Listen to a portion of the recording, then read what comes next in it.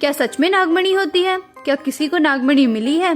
क्या नागमणि विलुप्त हो चुकी है? क्या सच में नागमणि हासिल करने से इंसान करोड़पति बन जाता है? इन सभी सवालों के जवाब आपको इस वीडियो में मिलेंगे। अगर आप इस चैनल पर नए हैं तो चैनल को सब्सक्राइब कर लीजिए और वीडियो को लाइक कर दीजिए। तो दोस्तों, हमने कहानियों किस्सों और खासतौर पर फिल्मों में नागमणि के बारे में तो सुना है। ऐसा माना जाता है कि नागमणि किसी के हाथ लग जाए तो वह रातों रात अमीर बन जाता है और साथ ही उसकी सारी मांगे, चाहे वह पैसे की मांग हो, सभी पूरी हो जाती है।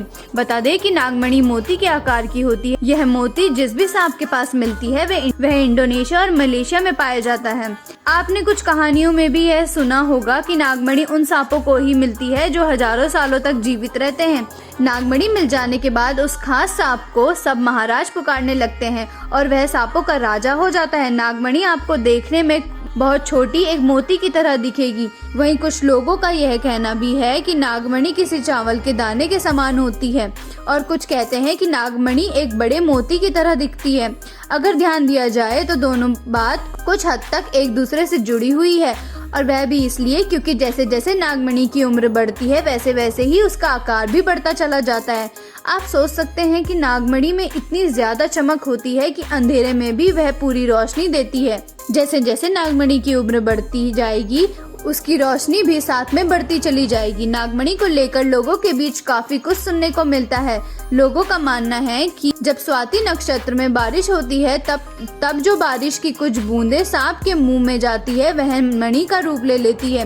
वहीं कुछ लोगों का कहना है कि जब स्वाति नक्षत्र में ओस पड़ती है तो उसकी पानी से ही नागमणि बनती है। सच तो यह है कि नागमणि होती है और यह मणि उन नागों के पास होती है जो बूढ़े हो जाते हैं। दरअसल कुछ नाग जैसे सांपों को खा जाते हैं जिनको मारने के लिए उन्हें अपने जहर की जरूरत नहीं होती। ऐसे में सांप में मौजूद जहर नाग के ही सिर में जमा होता चला जाता है। फिर जहर सूखकर काफी ठोस हो जाता है, या यूं कहें कि सूखकर पत्थर के समान हो जाता है और जहर की वजह से उसमें काफी चमक भी होती है। हालांकि उसे पत्थर से निकालने के बाद ही नाग की मृत्यु हो जाती है। ऐसे नाग बहुत कम ही होते हैं जो बिना अपने जहर के इस्तेमाल से अपने शिकार को खा सके।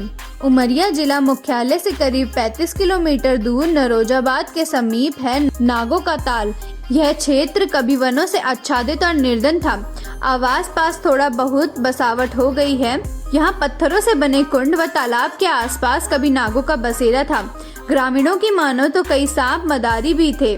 उनकी मणि को प्राप्त करने के लिए लोग यहाँ डेरा तक डाल लेते थे। अब बसावट की वजह से स्थल पर लोगों का दखल बढ़ गया है। फिर कभी कभी विशेष प्रकार के सांप यहाँ पर दिखाई देते रहते हैं। उपलब्ध जानकारी के मुताबिक खतरनाक मणि बाकी सभी मणि की तुलना में ज्यादा प्रभावशाली और अलौकिक होती है। जिन लोगों के पास ये नागमणि होती है वे निरोगी होते हैं और उन्हें किसी भी प्रकार की बीमारी नहीं होती। इतना ही नहीं, जिन लोगों के पास नागमणि होती है उन पर जहर का असर भी नहीं होता। वाराहवीर ने वृद्ध संहिता में बताया है कि पहले जिस राजा के पास भी नागमणि होती थी वह अपने शत्रुओं पर हमेशा विजय प्राप्त करते थे। इतना ही नहीं, ऐसे राजाओं के राज्य में हमेशा समय पर ही वर्षा होती थी और उनकी प्रजा भी हमेशा खुशी रहती थी। जाहिर है, बढ़ती आबादी के कारण नागमणि आमतौर पर अब ज्यादा नहीं दिखती। घने जंगलों और पथरीले पहाड़ों में यह नागमणि कई बार देखी गई है।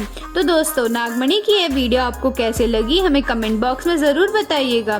और अगर आपको हमारा वीडियो पसंद आया तो हमारे चैनल को सब्सक्राइब करें।